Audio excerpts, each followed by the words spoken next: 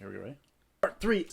Part three of the Steve Jobs series. Yeah, I'm so excited that I could pee. Yeah. And finally, number 3, what does Steve Jobs do to inspire and captivate as a speaker, a presenter? Number 3 is his very special leading questions. Okay? So in this particular format, we're going to see in just a second, he makes a statement. This is very powerful. A lot of companies use this when they're communicating in their business communications. He makes a statement, and then he adds a question. And then that question opens up in your mind like a flower. Okay? Opens up. And now you want to know the answer. Okay, let's see what I mean. Let's watch Steve. And so all of us use laptops and smartphones now. All of us use laptops and smartphones. It's a statement. It's a true statement. Mostly true. Everybody uses a laptop and or a smartphone. And he repeats it. All of us use laptops and smartphones now. Everybody uses a laptop and or a smartphone. And the question has arisen lately. And he even prefaces his question. And the question has arisen lately. He's not even directly asking the question. He's just doing it in a very indirect way. This question has arisen. Now, the question is in your mind. What is the question?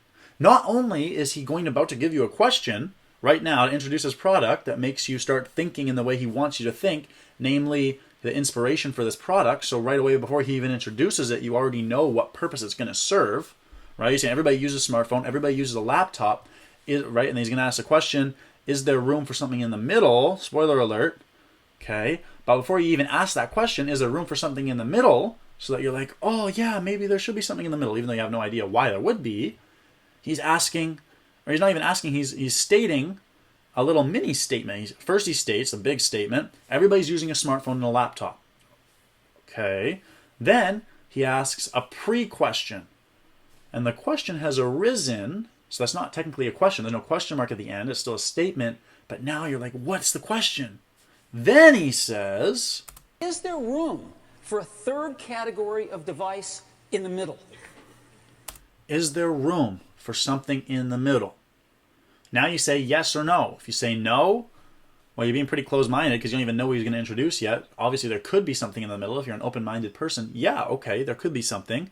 And if you say yes, right, now you want to know what it is. Now you're fully engaged. Even if it's just a poop emoji. He's joking. You're still building up all this anticipation, all this excitement. It's still an excellent presentation. Even if he didn't have a product to show, it's still excellent. Let's see that whole part again. The repetition, the statement question structure to make you want him to continue, and even the little mini pre-question question, the little teaser. The question has arisen. Oh, what's that? Let's check it out. All of us use laptops and smartphones now. Everybody uses a laptop and or a smartphone.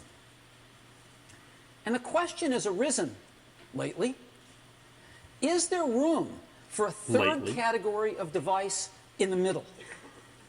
Something that's between a laptop and a smartphone. And of course, we've pondered this question for years as well.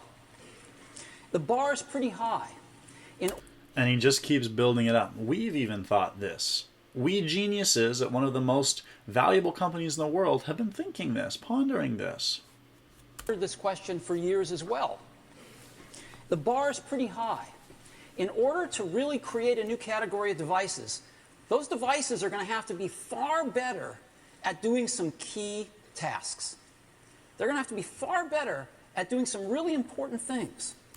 So here, he's still building up the anticipation. He's still building up the questions in your mind. He's not asking a direct question.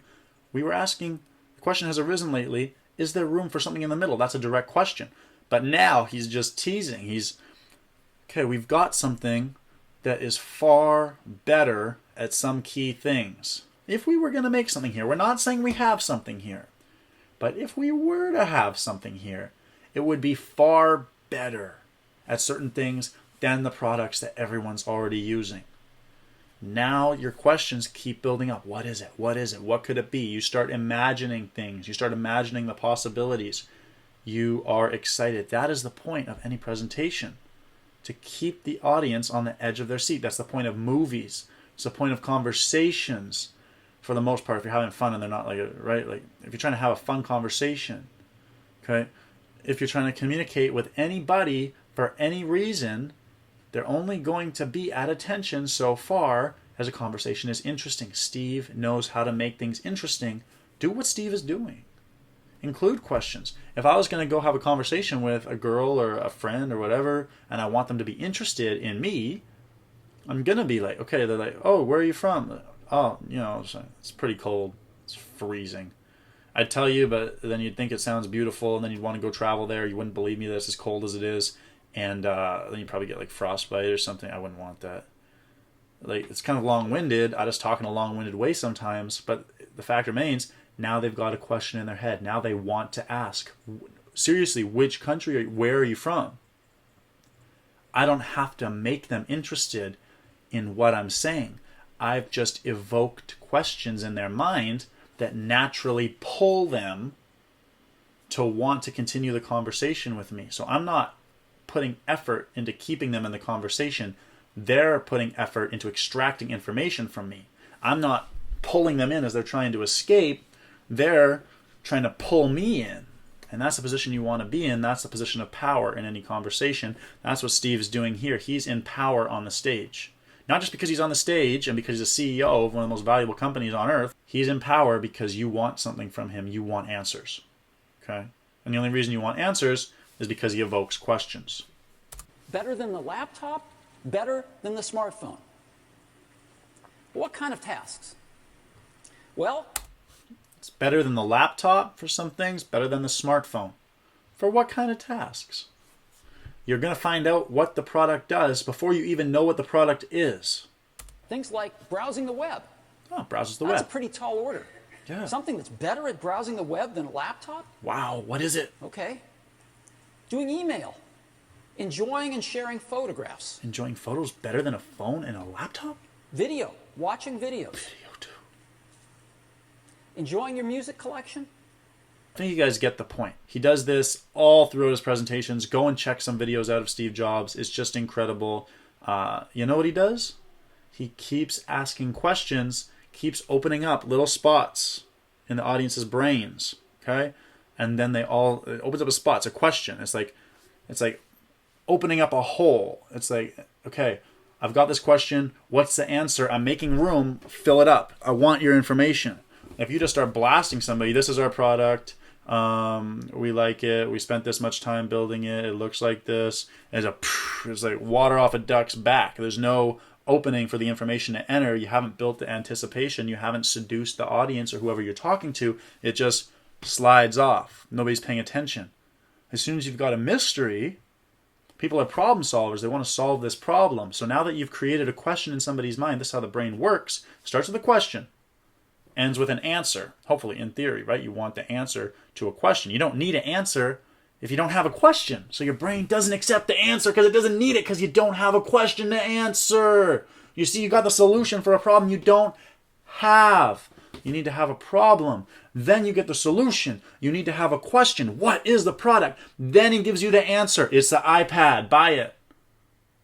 What does it do? Oh, I already know all these things it does. Because he already told me what it does. I was trying to figure out what it is in my head. Now I've done so much mental acrobatics trying to figure out what kind of creative product it could be. Now I'm already sold on it. And I only seen it for 1 second. Before I even saw it, I was sold on it. Because he built the question, got this gaping hole that I want to fill with information. Now I'm going to remember. Same thing with conversation, same thing with everything. You want somebody to remember what you're saying, create the question. Then let them ask for the solution. Beg for the solution. They're going to remember it, and they're going to love that whole experience. It's not about the product that Steve Jobs introduces. It is, but it's not. It's about the experience, the roller coaster. This is an art in itself. Like I said, it could be an awful, awful product. He's still doing an incredible job of building anticipation. Okay? And he's doing that through powerful leading questions. Questions that create a curiosity in the audience's mind. Okay? And have you wanting him to continue speaking. Have you wanting more. Right? Same thing with TV shows with the hook at the end. Same thing with books. At the end of a chapter, ends on a mystery. You want to know more. It's nothing new. It's nothing different. Every single person that's effective at communication and persuasion and negotiation knows these tactics because they're just natural.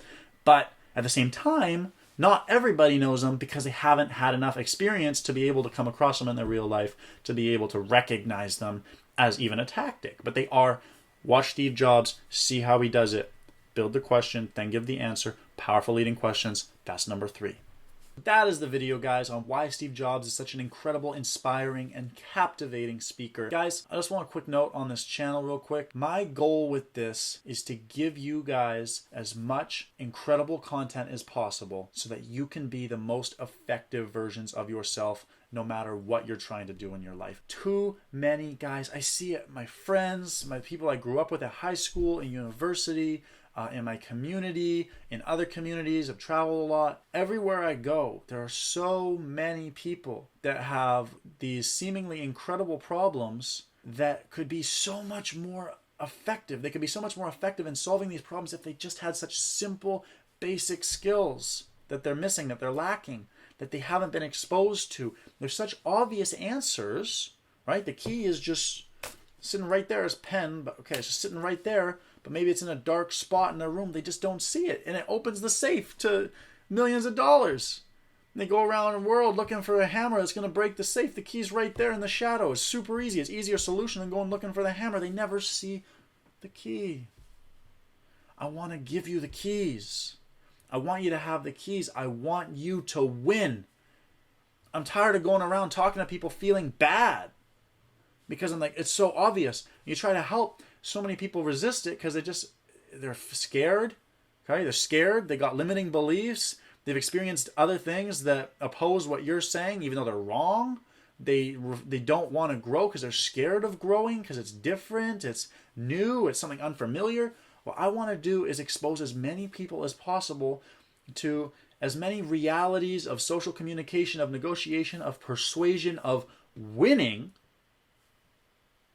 The qualities, tactics, behaviors of winners, I want to expose as many people as possible to so that we can all grow as a society, as communities in the most effective, efficient way possible because we're all so much better. We're the best versions of ourselves. I want to help us reach that together. So thank you guys so much for your support, for watching this video. Please hit like. Please hit subscribe. You're not doing it for yourself. You're not doing it for me. You're doing it so that this channel can be exposed to as many people as possible. I want to help as many people as possible. Let's make it happen. Let's go win. And start building your winner's war chest today. Let's go. Winner's Warchest is shaking ground and making waves. Join the countless people discovering the #1 place to master charisma, influence, persuasion, and power. Click subscribe, watch the next video, and go win. I'd hate to be disappointed.